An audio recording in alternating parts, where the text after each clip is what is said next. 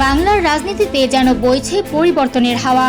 দীর্ঘদিনের রাজনৈতিক সমীকরণ বদলে দিয়ে পশ্চিমবঙ্গ বিধানসভা নির্বাচনে বড় জয় পেয়েছে বিজেপি। ২০৭টি আসন নিয়ে সরকার গঠনের পথে দলটি। আর এই জয়ের আবহেই নতুন করে আলোচনায় উঠে এসেছে বাংলাদেশের সাবেক প্রধানমন্ত্রী শেখ হাসিনার একটি শুভেচ্ছা বার্তা।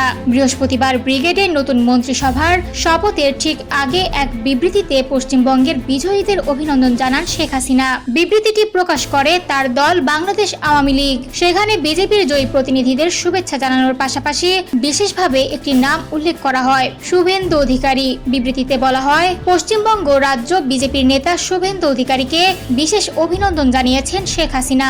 আর এই একটি নাম আলাদাভাবে উঠে আসতেই শুরু হয়েছে নতুন রাজনৈতিক আলোচনা।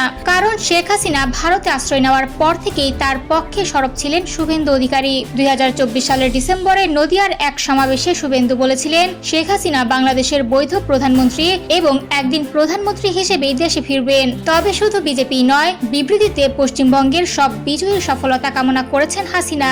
যদিও তৃণমূল কংগ্রেসের নাম সরাসরি উল্লেখ করা হয়নি। একই সঙ্গে পশ্চিমবঙ্গ সহ পুরো ভারতের জনগণের শান্তি, সমৃদ্ধি ও কল্যাণ কামনা করেছেন তিনি। উল্লেখ্য, ২০২৪ সালের কোটা আন্দোলনকে ঘিরে বাংলাদেশে সহিংস পরিস্থিতি তৈরি হলে দেশ ছাড়তে বাধ্য হন শেখ হাসিনা। এরপর থেকেই তিনি ভারতে অবস্থান করছেন এবং বিভিন্ন রাজনৈতিক বিষয়ে মন্তব্য করে আসছেন।